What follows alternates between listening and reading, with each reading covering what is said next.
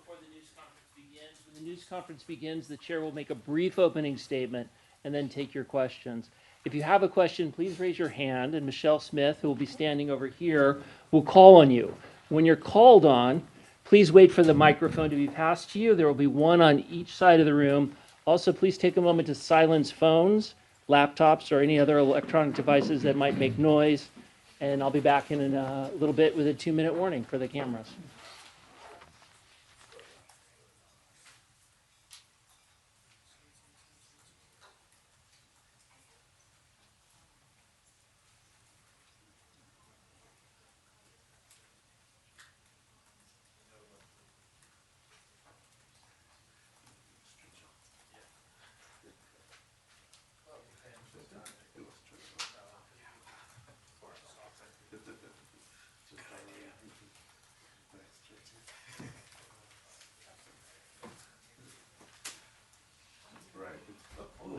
Yeah, I heard that.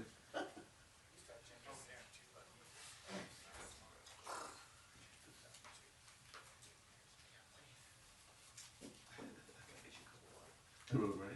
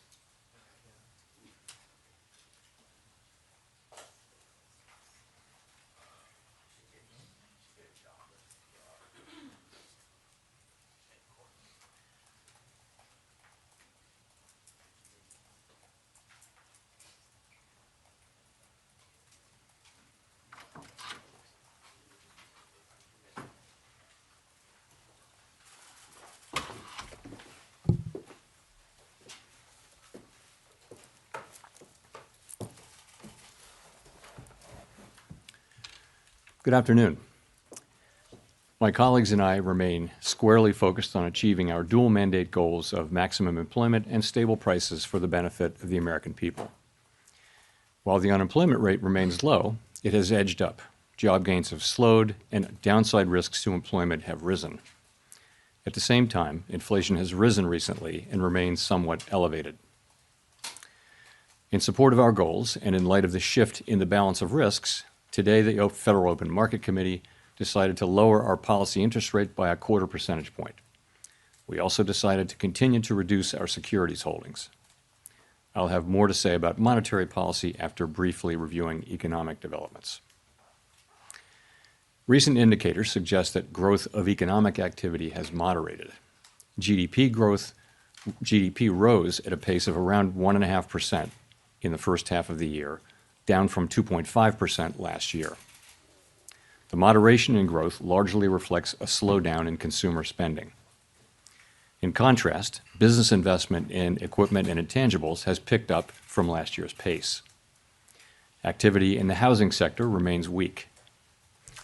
In our summary of economic projections, the median participant projects GDP to rise 1.6% this year and 1.8% next year, a touch stronger than projected in June.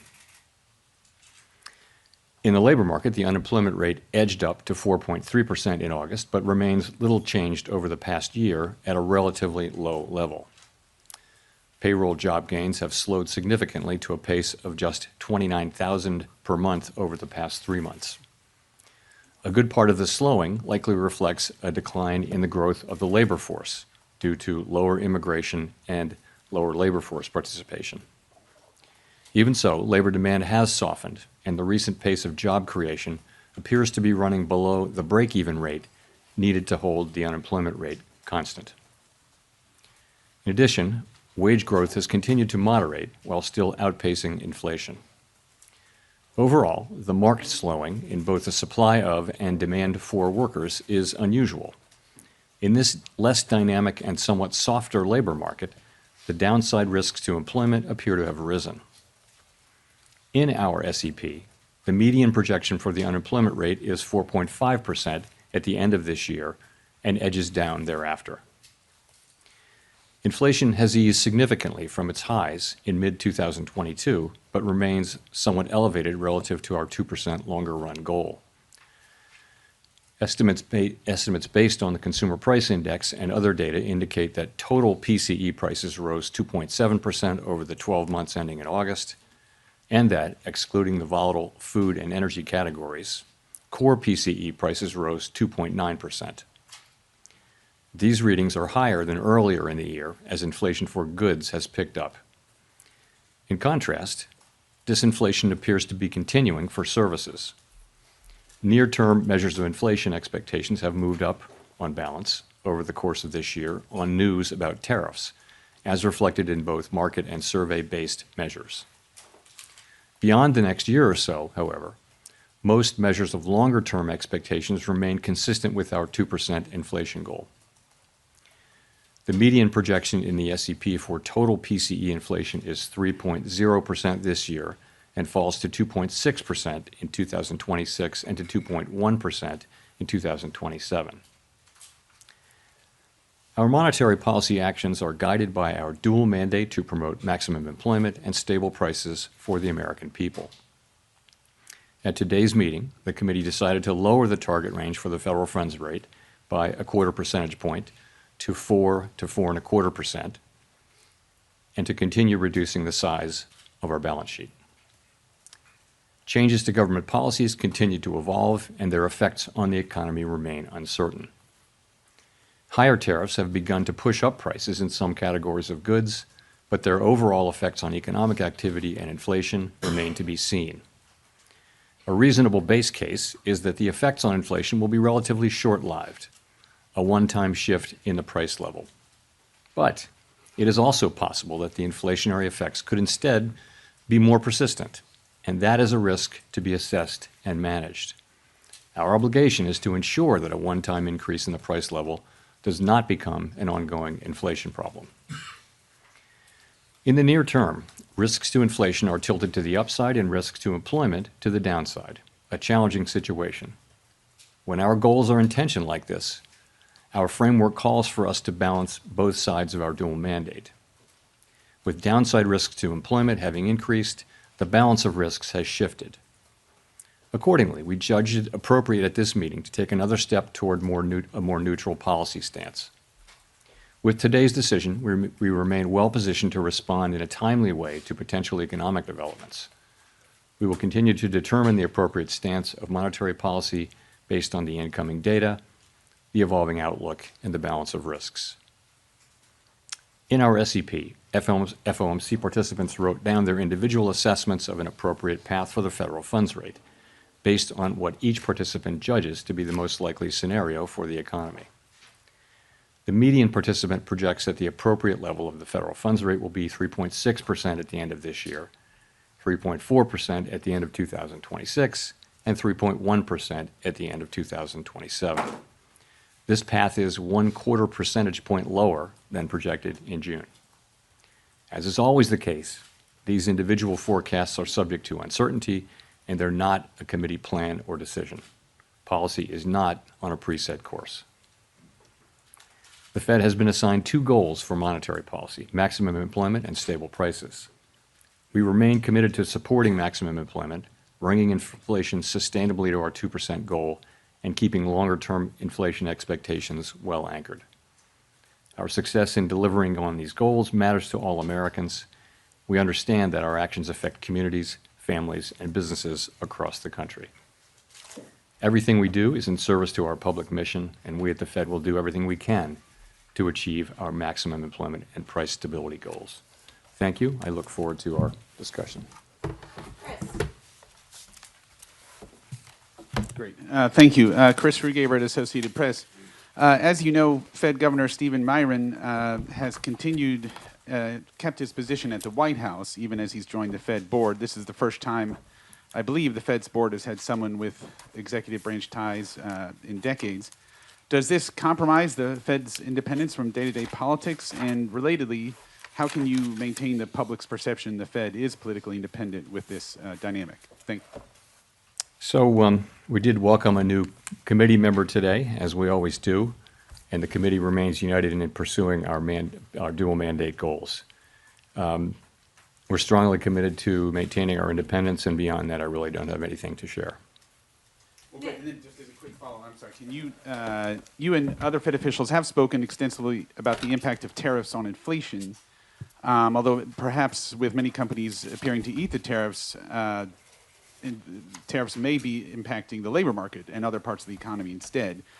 Do you see that as a possible outcome here, that tariffs are the reason we're seeing some slowing, particularly in the labor market, rather than in inflation? Thank you. You know, it's certainly possible. You know, we're beginning to see, we have begun to see goods prices showing through into higher inflation, and actually the increase in goods prices accounts for most of the increase in inflation, or perhaps all of the increase in inflation over the course of this year. Those are not very large effects at this point, and we do expect them to continue to build over the course of the rest of the year and into next year. And you know, it's also possible that there may be effects on employment, but that I would say if you're looking at why employment is doing what it's doing, that's much more about the change in immigration. So the supply of workers has obviously come way down. There's very little growth, if any, in the supply of workers.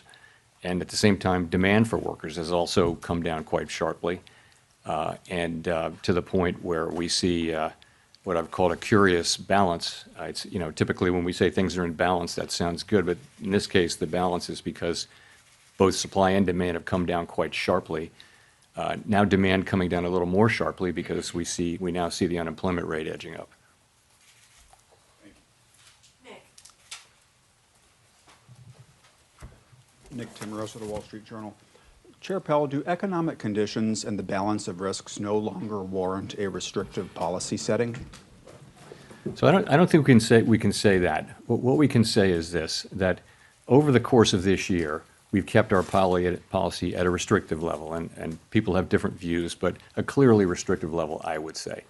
So, and we were able to do that over the course of this year because the labor market was in very solid condition with strong job creation and all those things.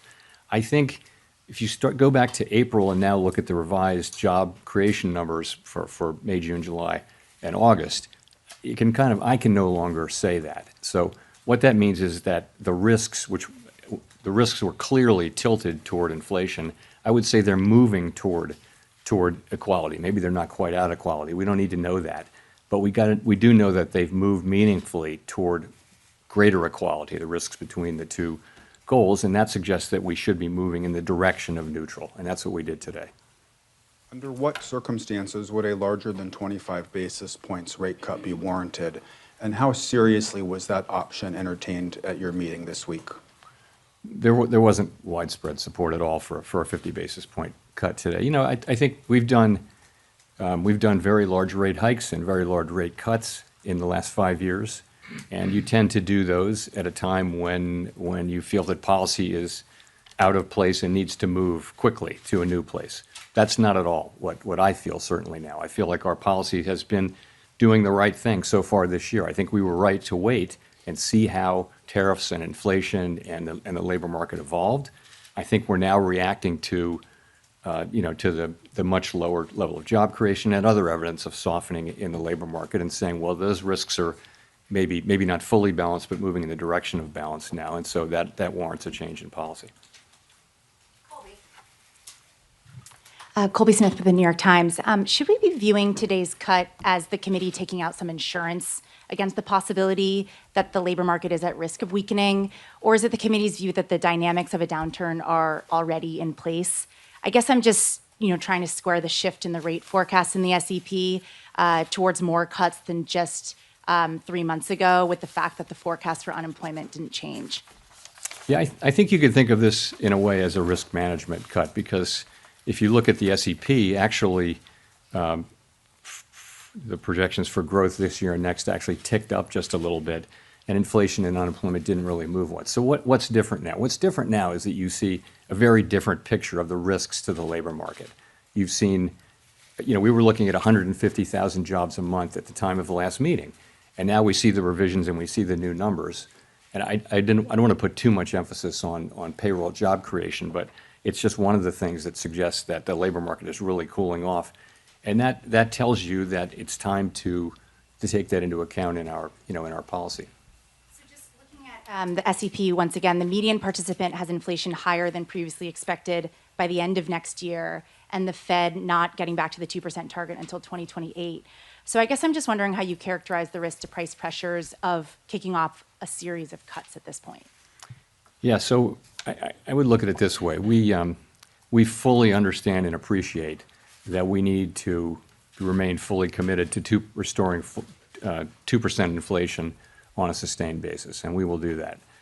At the same time, we've got to weigh the risks to the two goals. And I would say since April, to me, the risks of higher and more persistent inflation have probably become a little less. And that's partly because the labor market has softened, GDP growth has slowed. So I would just say that the risks there have been less than one might think. And in terms of the labor market, what we're seeing is unemployment is still low. It's still a relatively low rate, but we're seeing downside risks.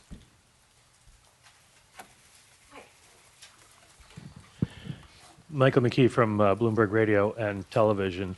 I'm a little confused by your explanation of the Fed cutting rates because of unemployment. If you think that most of what's happening in the employment area is related to immigration, which your rate cuts wouldn't address, how do you see that as more important than inflation, which has remained almost a full percentage point above your target? Well, I was saying that what's happening in the labor market has more to do with immigration than it has to do with tariffs. That was the question I was answering. So I wouldn't say that all of what's happening in the labor market is due to tariffs. I mean, you clearly have a slowing in it due to immigration. You clearly have a slowing in demand, which is now perhaps more than that in supply, and we know that because the unemployment rate has ticked up. So, that's what I meant by that. I think a follow-up. Every year since 2015, the SEP has forecast that you would hit your target 2 years later. And this year, this SEP says you're going to hit your target 2 years later. 2% does not seem to be in sight. Does that suggest that the 2% target is not really achievable? And does this present any credibility problems for you in telling people that that's what you're going to do if you can never reach it? Well, I mean, you're right. It does say we're going to get to 2% inflation in 2028, at the end of 28. But that's, that's literally how you put the projections together. You're writing down a rate path, which is designed to create, over the course of the SEP, time frame, 2% inflation and maximum employment too. So that's all that is. No one really knows where the economy will be in 3 years, but the nature of the exercise is to write down policy that you believe would return to the 2% goal over at least by the end of the exercise. Thanks so much, Elizabeth Schulze with ABC News. The latest inflation report shows that prices are still going up across key categories for many households, including groceries. What will the Fed do if prices pick up more? So our expectation, and you can see this consistently through the year, has been that inflation will move up this year, but that basically because of the effects on goods prices from tariffs, but that those will turn out to be a one-time price increase as opposed to creating an inflationary process. That's been our forecast. Pretty much all the individual forecasts say that. We can't just assume that, though, right? We have to. Our job is literally to make sure that that is what happens, and we will do that job. Right now, the situation we're in is that we see inflation. We continue to expect it to move up, maybe not as high as we would have expected it to move up a few months ago. The pass-through of the tariffs into inflation has been slower and smaller. The labor market has softened. So the case for there being a persistent inflation outbreak is less. And so that's why we think it's time for us really to acknowledge that the risks to the other mandate have grown and that we should move in the direction of neutral. So what will we do? We'll do what we need to do, but we have two mandates and we try to balance them. For a long time, our framework says that when our two goals are in tension, this is quite an unusual situation. How do we decide what to do? Because our tools can't do two things at once. What we do is we ask which is farther from, how far is each from the goal and how long is it expected to get to the goal? So, and then we think about those things and we see, as I mentioned, our policy had been really skewed toward inflation for a long time, really. Now we see that there's downside risk clearly in the labor market, and so we're moving in the direction of more neutral policy. How concerned are you about the slowdown in the jobs market for households at home, especially younger Americans struggling to land a job? So it's an interesting labor market, and obviously we think it's appropriate that we reduce our rates so that we become more neutral, which presumably will be better for the labor market. You see people who are sort of more at the margins, so kids coming out of college and younger people, minorities are having a hard time finding jobs. The overall job finding rate is very, very low. However, the layoff rate is also very low. So you've got a low firing, low hiring environment, and the concern is that if you start to see layoffs, the people who are laid off there won't be a lot of hiring going on, so that could very quickly flow into higher unemployment. In a healthier economy, healthier labor market, there would be jobs for those people. But now the hiring rate is very, very low. So that's been a growing concern over the last few months. And it's one of the reasons why we think it's appropriate that we begin to shift our policy focus toward a more balanced one.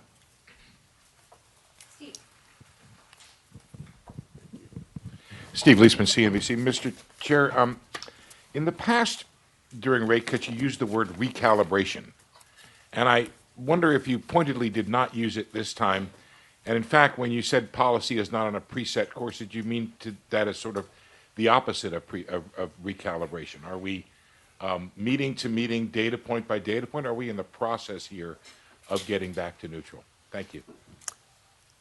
So I think we're in a meeting by meeting situation. We're going to be looking at the data. Let me say a word about the SEP really here.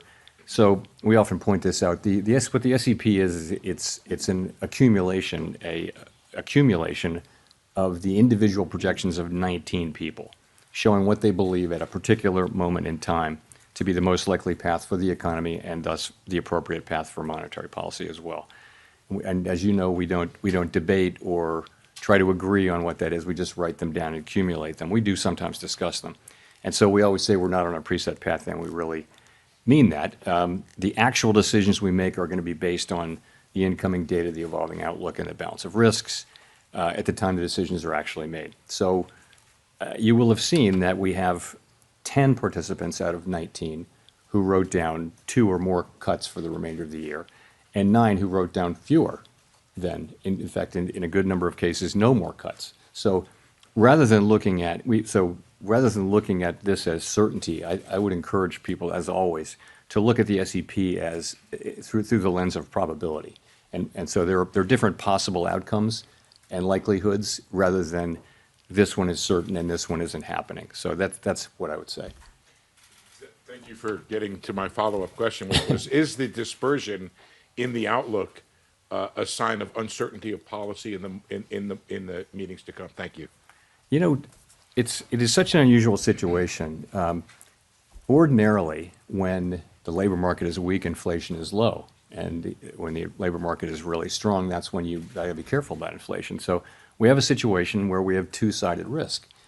And that means there's no risk-free path. And so it's quite a difficult situation for policymakers. And it's not at all surprising to me that you have a range of views. It's not so much about having different views for the path of the economy, but it's partly that. But it's also partly about what's the right thing to do in light of the tension between the two goals. How do you weight them? How worried are you about one versus the other? And so it's natural. I think it would actually be surprising if you didn't have a pretty wide range of views based, in this kind of highly unusual situation, and we do. So, but we get together, we discuss, we have a great discussion, and then we decide what to do and we act. But you're right that it's a wide dispersion of views, and I think that's understandable and natural in the current situation.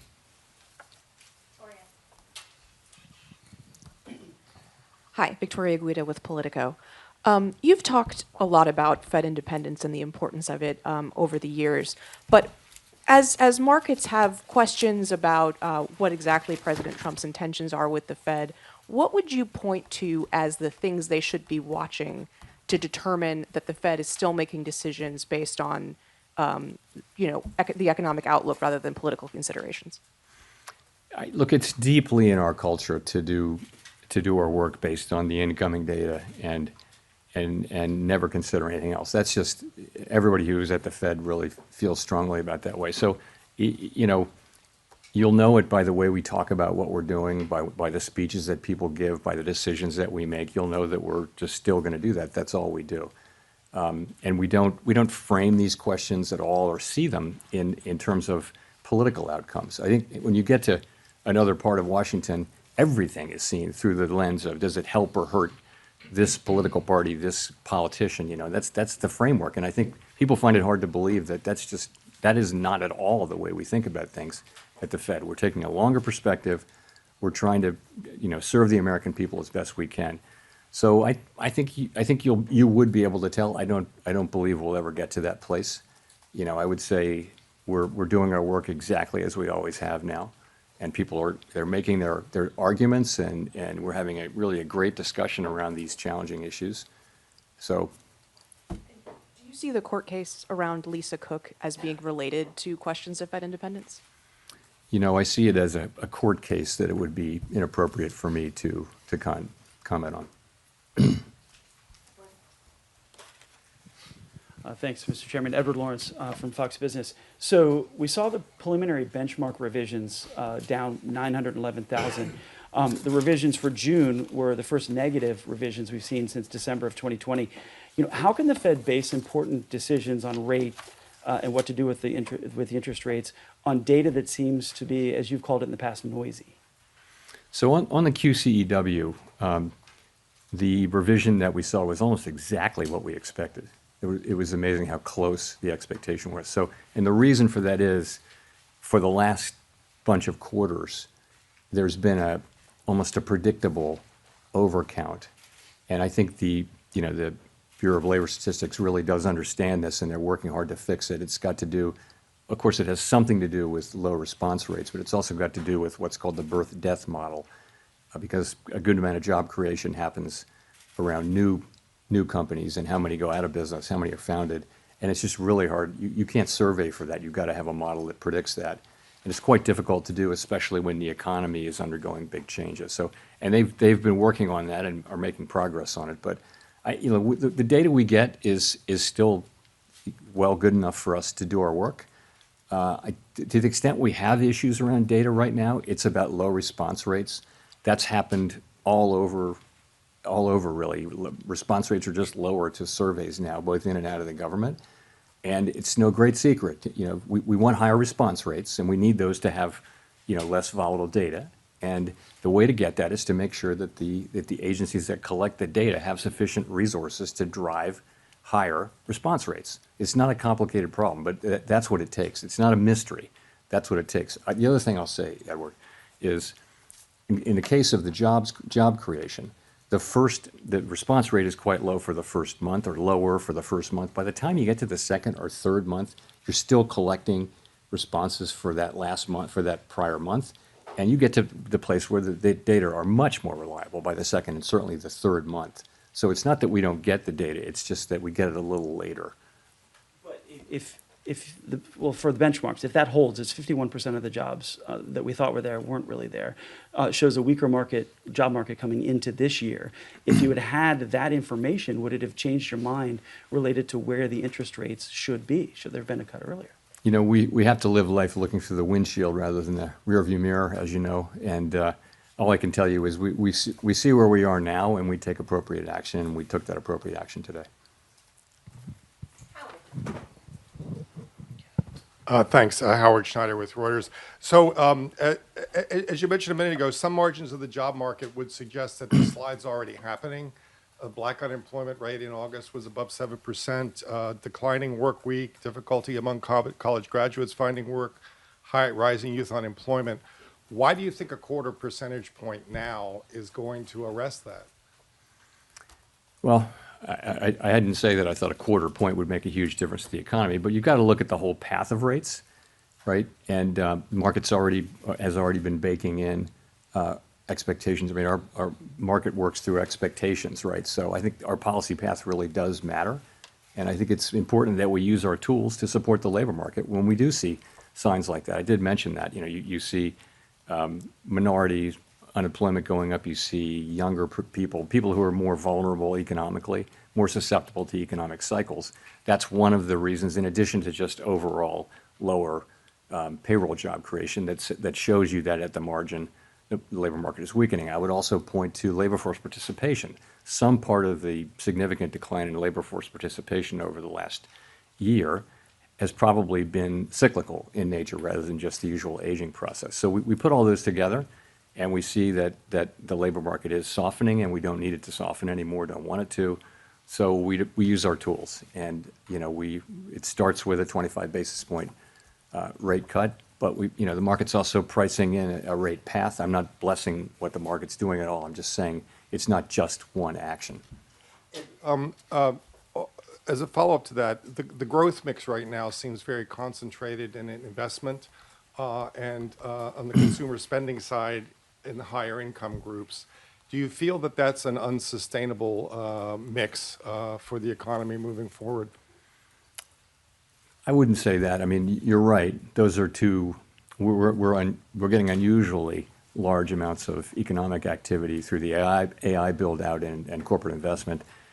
I don't know how long that will go on. No one does. In terms of spending, you saw that the consumer spending numbers were well above expectations, and that may well be skewed toward higher earning consumers. There's a lot of anecdotal evidence to suggest that. Nonetheless, it's spending. So, I mean, I think the economy is moving along. Economic growth is going to be 1.5% or better this year, maybe a little better. Forecasts have been coming up, as you can see. So, labor market unemployment is low, but downside risks, but it's still a low unemployment rate. So that's how we see it.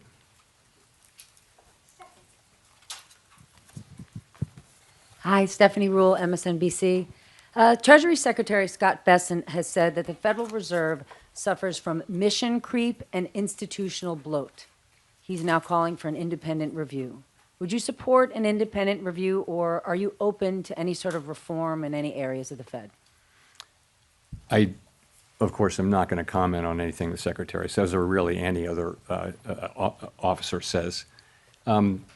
So in terms of reform at the Fed, we just went through a lengthy and I think very successful process of updating our monetary policy framework. I would say there's a lot of work going on behind the scenes around the assets we have in the Federal Reserve Federal Reserve System and at the board. Are they the right size? We're actually going through a 10% 10% headcount reduction through the whole Fed, including the board and all the reserve banks. The employment at the Fed at the end of that will be basically at the same level it was more than 10 years ago. So we will have had zero job growth for more than a decade when we're finished with that, and I think we'll probably do more than that. So I think we're certainly open to constructive criticism and ways to do our jobs better. But not an independent review? We're certainly open to to always trying to do better. Mr. Chairman, Neil Irwin with Axios. There's been some debate lately on whether AI is already starting to affect the labor market in terms of lower labor demand, higher productivity by contrast. Do you buy that? And if that is true, does that have implications for the monetary policy setting? So there's great uncertainty around that. I think my view, which is also a bit of a guess, but widely shared, I think, is that you are seeing some effects, but it's not the main thing driving it. And so particular focus on young people coming out of college. And yeah, there may be something there. It may be that companies or other institutions that have been hiring younger people right out of college are able to use AI more than they had in the past. That may be part of the story. It's also part of the story, though, that job creation more broadly has slowed down. The economy has slowed down. And so it's probably a number of things. But yeah, it's probably a factor. Hard to say how big it is.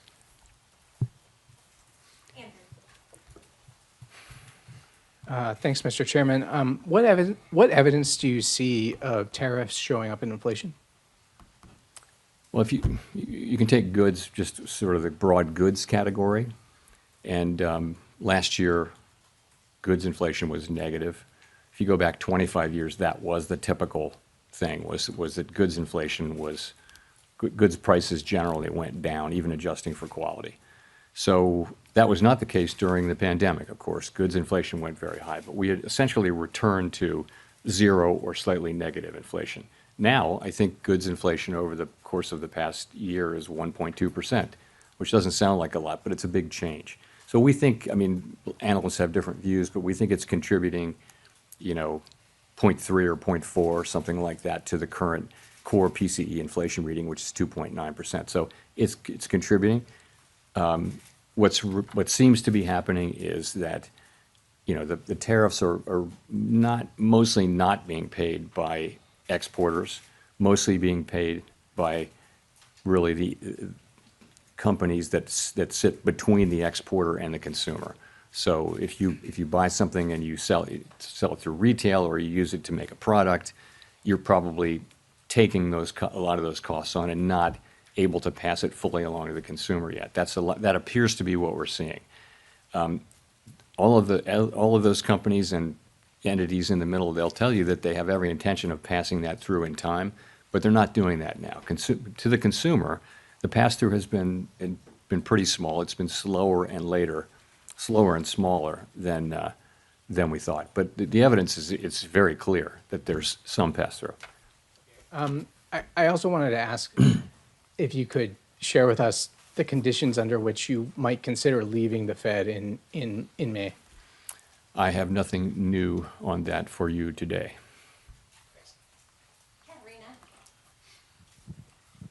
Hi, Katerina Saraiva with Bloomberg News. I just wanted to follow up on one of your answers just a couple minutes ago. We've often heard you talk about how you and your colleagues, do not think about politics. This does not enter the room. But one of your new colleagues does come from this world, right, where everything is seen through this framework of politics and of what party is being helped, and that person is still employed by the White House. How can markets and the public interpret, some of his speeches, for example, and then some of the forecasts that we see today? I mean, the median for this year was moved because of the introduction of his forecast. I'm talking about the number of rate cuts seen this year. What do you say to markets and the public that are trying to interpret, what you guys are saying? So there's 12 vote, 19 participants of whom 12 vote, as you know, on a rotating basis. So no one voter, can really, the only way for any voter to really move things around is to be incredibly persuasive. And the only way to do that in the context in which we work is to make really strong arguments based on the data and one's understanding of the economy. That's really all that matters. And that's how it's going to work. And I think that is the way the institution, that's in the DNA of the institution. That's not going to change. And then I wanted to ask about a Gallup poll that showed that Americans now have more confidence in the president than the Federal Reserve when it comes to doing what's right for the economy. Why do you think that is, and what's your response? What's your message to the public? Our response is we're going to do everything we can to use our tools to achieve the goals that Congress has given us, and we're not going to get distracted by anything. So I think that's what we're going to do. We're just going to keep doing our jobs.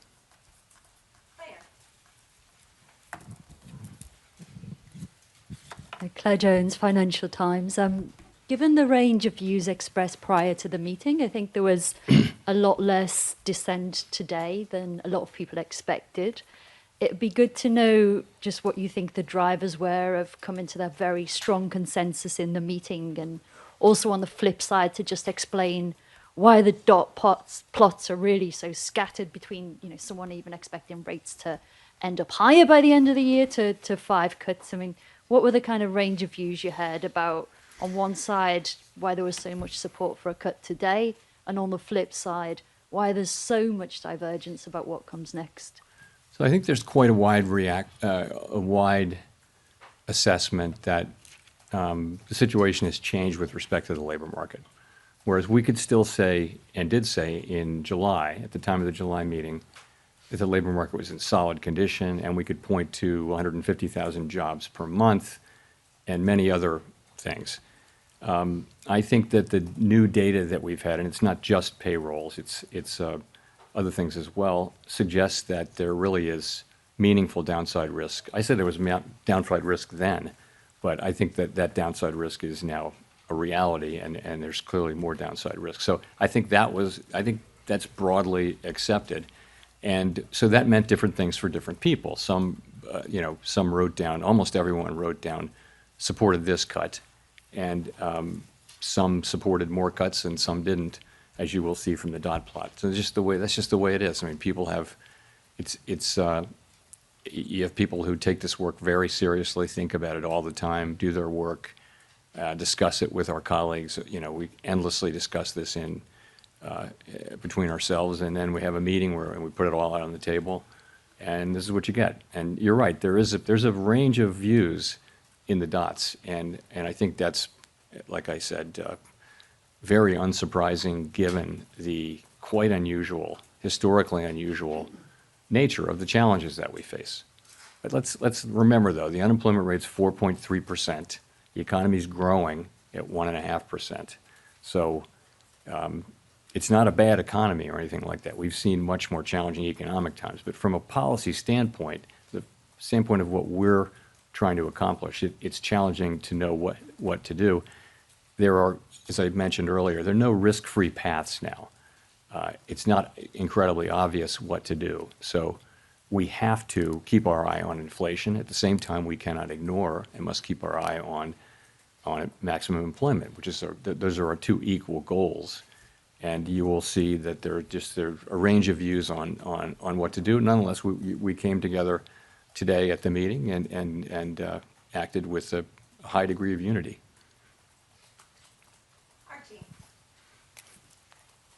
Thank you. Archie Hall from The Economist. You mentioned earlier that job creation was running below your guess at its break-even rate. I'd be curious to hear a bit more about that and where you think the break-even rate is.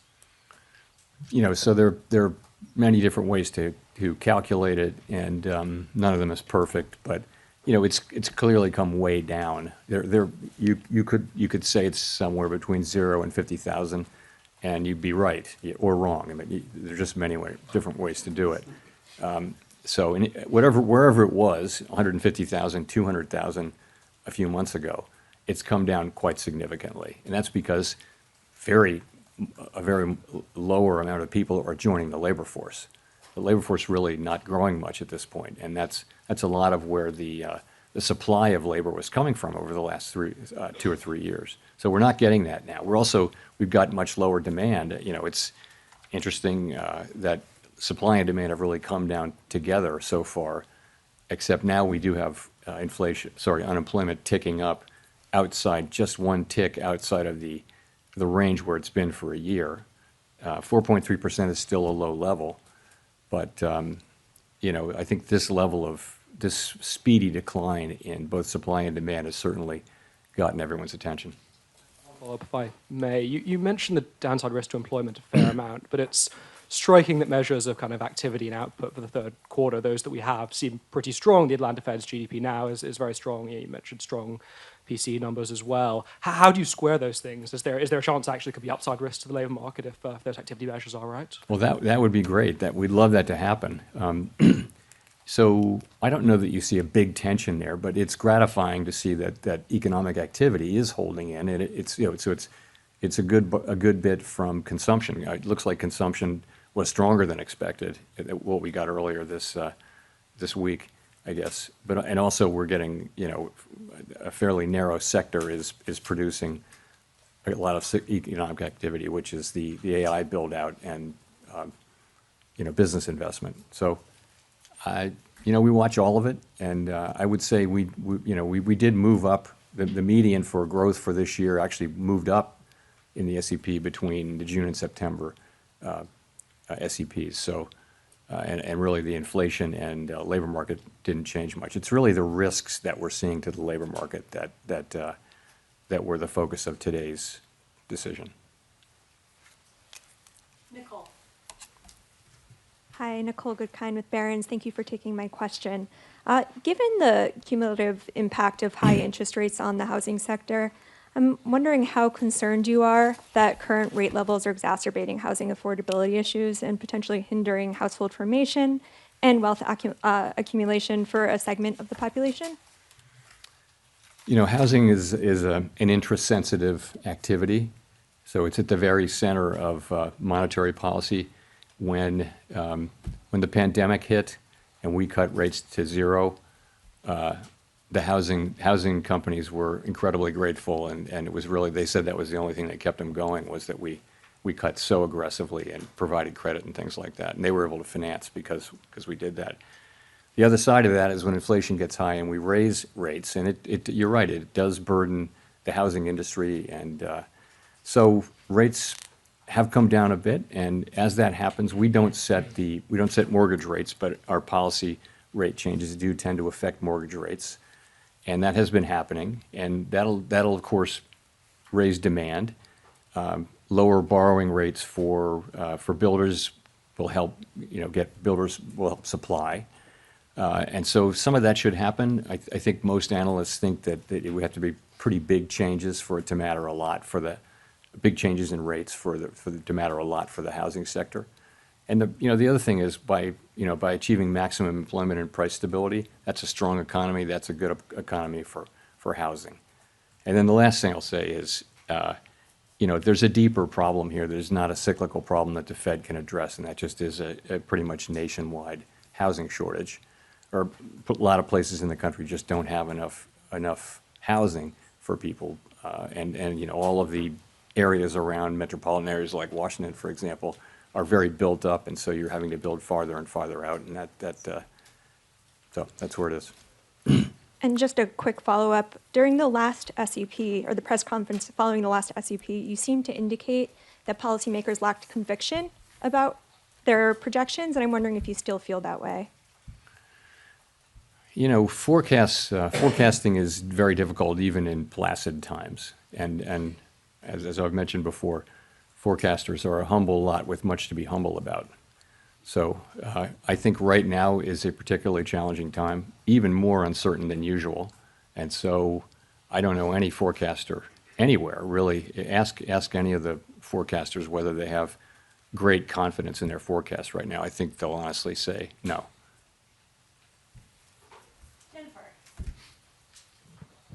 Thank you, Chair Powell. Jennifer Schonberger with Yahoo Finance. If you're cutting rates, why continue to reduce the size of your balance sheet, then pause the unwinding?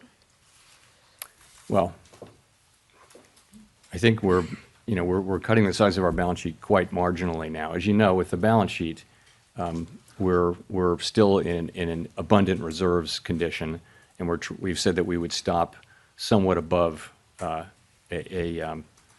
somewhat above an ample reserves level. That's where we are, and we're getting closer to that. We're monitoring it very carefully. We don't think that has at all significant macroeconomic effects. These are pretty small numbers moving around inside a giant economy. You know, the level of runoff is not very large. So I wouldn't attribute macroeconomic consequences to that at this point.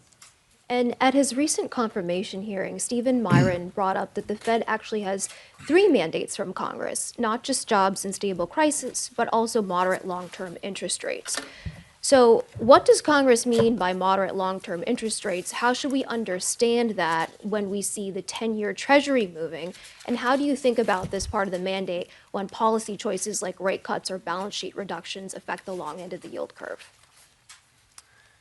So we always think of it as the dual mandate, maximum employment and price stability, for a long time, because we think moderate long-term interest rates are something that will result from stable inflation, low and stable inflation, and maximum employment. So we haven't thought about that for a very long time as a third mandate that requires independent action. So that's where that is.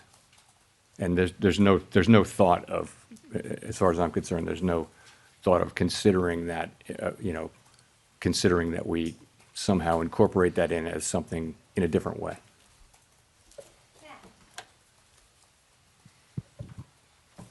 Thanks, Chair Powell. Matt Egan from CNN. We recently learned that average FICO credit scores are down this year by 2 points, the most since 2009 during the Great Recession, and delinquencies are high for car loans, personal loans, credit cards. How concerned, if at all, are you about the health of consumer finances, and do you expect today's cut will help? So, we're aware of that. I think default rates have been kind of ticking up, and we do watch that. They're not at a level, I don't believe they're at a level where overall they're terribly concerning, but it is something that we watch.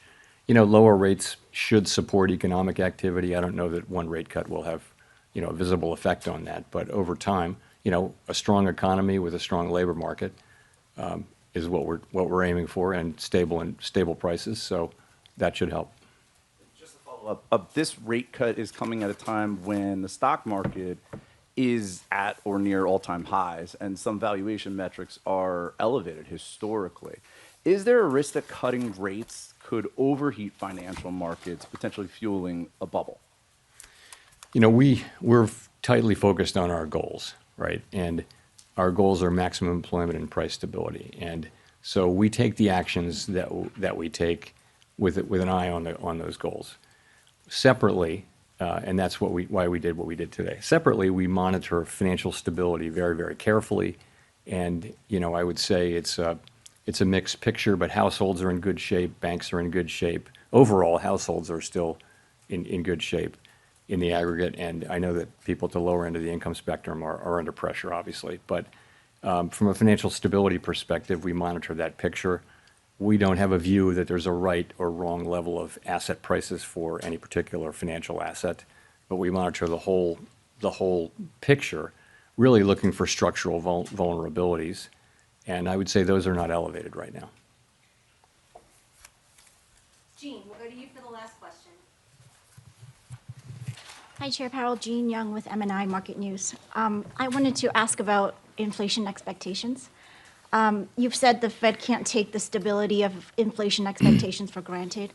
You mentioned at the short run they've gone up a little bit. I wonder if you can talk a bit about that. And then also at the long run, I'm wondering, do you see evidence that the debate over Fed independence and the growing deficit is putting pressure on inflation expectations? So as you said, shorter-term inflation expectations have tended to respond to near-term inflation. So if inflation goes up, inflation expectations will predict that it takes just a little while to get back down. Fortunately, throughout this period, longer-term inflation expectations, both break even in the markets and almost all of the longer-term surveys, Michigan being a bit of an outlier lately, have been just rock solid in terms of, running at levels that are consistent with 2% inflation over time. So we don't take that for granted. We actually assume that our actions have a real effect on that, and that, we need to, continually show and also discuss our commitment to 2% inflation. And so you'll hear us doing that. But as I mentioned, it's a difficult situation because we have risks that are both affecting the labor market and inflation. Those are our two goals, and so we have to balance those two. When they're both at risk, we have to balance them, and that's really what we're trying to do. Your latter part of your question was about independence. I don't see market participants. I don't see that that's something they're factoring in right now in terms of setting interest rates. Thanks very much.